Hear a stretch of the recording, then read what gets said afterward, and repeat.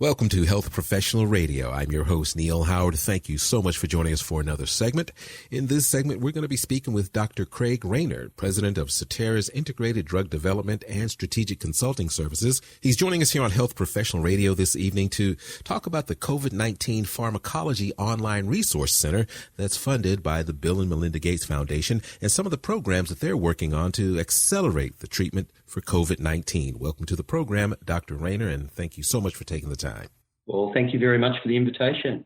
What is your background and your role there at Certara? Yeah, so look, I'm a clinical pharmacologist with about 20 years of broad drug development experience, including leading development and also due diligence teams. I've personally specialised in infectious diseases and global health, worked previously at Roche, CSL and Monash University, where I'm a distinguished alumnus and have an adjunct professorial appointment. And at Certara, as you mentioned, I'm the president of Integrated Drug Development. And Certara is a consulting company that's really all about accelerating the development of medicines. Mm-hmm. And what we do at Certara is really focused on the science of dosing, and that's using the disciplines of clinical pharmacology and also biosimulation. So that's using math models.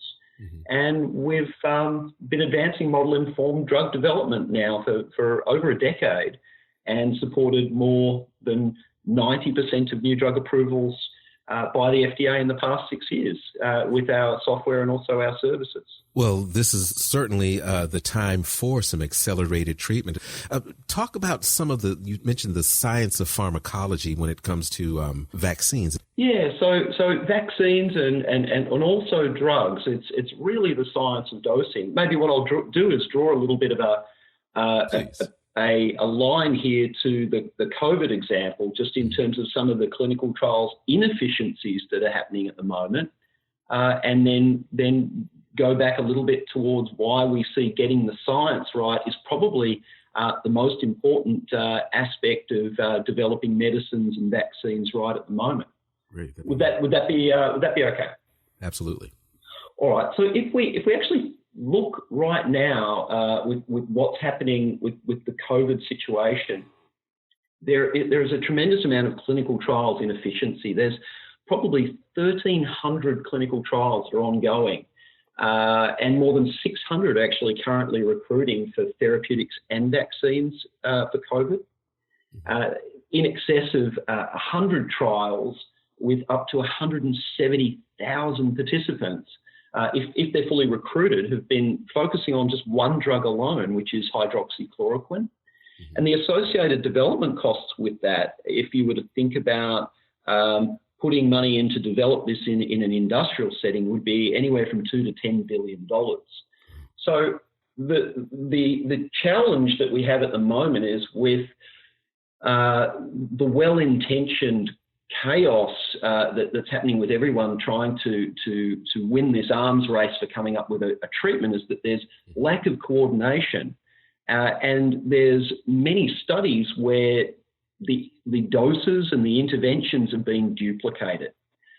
So we really see that what is precipitating this is just the lack of people being aware or thinking about the science of dosing. And anytime you talk about the science of dosing, you're talking about clinical pharmacology and you're talking about translational pharmacology. And when you ignore that, you kind of jump to these end of the spectrum from the petri dish all the way to the patient without considering what is the optimal dose.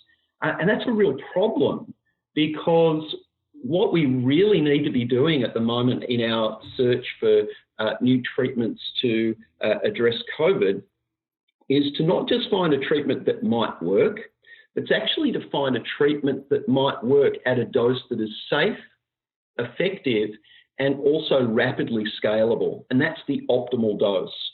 And that's the biggest challenge at the moment. We've got repetition of dosing, no searching of the optimal dosing, and we're getting a lot of inefficiencies in the whole drug development process.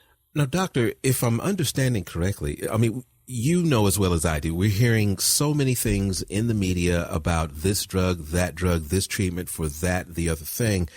Are you saying that we shouldn't necessarily say this is ineffective, but we should say this is ineffective at this dose, that dose, or the other dose when we're testing these things? Yeah, that's a very insightful comment. Yeah, that is exactly it. Until we've actually explored the dose, the potential dose range, and have been able to, a safe and effective dose range, we cannot categorically say that a drug is not effective. So equipoise will remain until we can satisfy ourselves that across the potential dose range that we could use, that in fact a treatment is not anticipated to be effective. Now that doesn't necessarily mean that you have to test thousands of individual doses, and that's really what we do at Certara, is that we look at ways of interpolating what the dose response might be using biosimulation. And we use those approaches to inform trials that might just have a couple of doses in it, or we may actually do blood tests to understand the pharmacokinetics of the drugs that we're looking at. And we analyse that information in a particular way that helps us answer the question, not only is the drug effective, yes or no, but as you rightly said, at what dose is it optimally effective? And if you think about this from a COVID perspective, the difference of finding a dose, let's say, that is 100 milligrams, if that's effective, versus a dose of 50 milligrams, if that was also effective, is that if you wanted to scale up and manufacture the larger dose, you would require twice the manufacturing capacity to be able to satisfy that need. So it's a very important point for pandemic situations where everything is linked to manufacturing capacity, because if you provide too much of a dose, it can be wasteful. There are untreated patients who might benefit with a lower dose. And if you have, on the flip side, a dose that is too low, well, then you'll be developing and putting a medicine out there which is partially effective or could potentially pass a advantage from an emergence of resistance perspective to SARS-CoV-2 as well. Now, the Bill and Melinda Gates Foundation is funding the COVID-19 Pharmacology Online Resource Center. Talk about this online resource center and talk about how it's going to accelerate, especially the COVID-19 situation, as opposed to some of the other situations, such as SARS, years before. Yeah, look, thanks for that question. So I'll take a quick step back and say, so the Bill and Melinda Gates Foundation, along with Wellcome, MasterCard, Chan Zuckerberg and other donors, have established the COVID Therapeutics Accelerator, which is really a consortium that seeks to move not vaccines in this case, but therapeutics, medicines and drugs, and make them available as quickly as possible to address COVID. Now, Certara has been involved in supporting the efforts within the Therapeutics Accelerator, providing our specific expertise in developing therapeutics in outbreak scenarios, and also the translational clinical pharmacology and the quantitative science aspects that I'd mentioned earlier, to help with the science of dosing.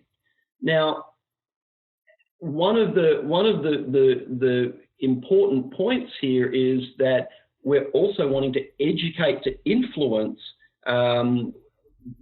better drug development processes in the broader environment. So as I mentioned, with the tsunami of clinical trials that are going on, and many of these trials are not necessarily answering the right questions at the right time, and there's a lot of duplication.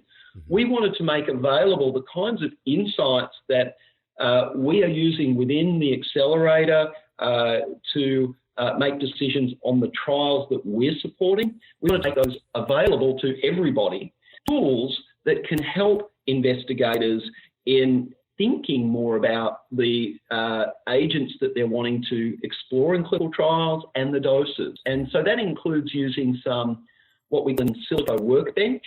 So it's using some complex mathematical models in biosimulation tools where people involved in clinical trials can come on and interact with that and forecast what the concentrations of the drugs might be in lung tissue or the activity it might have against COVID. We've also added epidemiological models to understand how interventions might impact the spread of the disease. And we've also added in other aspects relating to the selection of other potential candidates and whether or not they should be considered a high priority or a low priority based on their pharmacological characteristics. So the whole point of the resource centre is to take what we're doing within the accelerator and make those insights available to others pre-competitively so that we can improve the overall ecosystem in its search for accelerating new therapeutics to address COVID. Where can our listeners go online and get some more information about the Pharmacology Online Center and about Certara as well? Yeah, thank you. So covidpharmacology.com is if they want to go straight to the centre, and you'll see a range of groups that have been contributing to this pre-competitive centre. And if they want to find out more about Certara, it would also be www.certara.com. Dr. Rayner, thank you for joining us here on Health Professional Radio this evening. Oh, my pleasure. Thanks so much for your time. You've been listening to Health Professional Radio. I'm your host, Neil Howard, in conversation with Dr. Craig Rayner. Audio copies of this program are available at hpr.fm and healthprofessionalradio.com.au.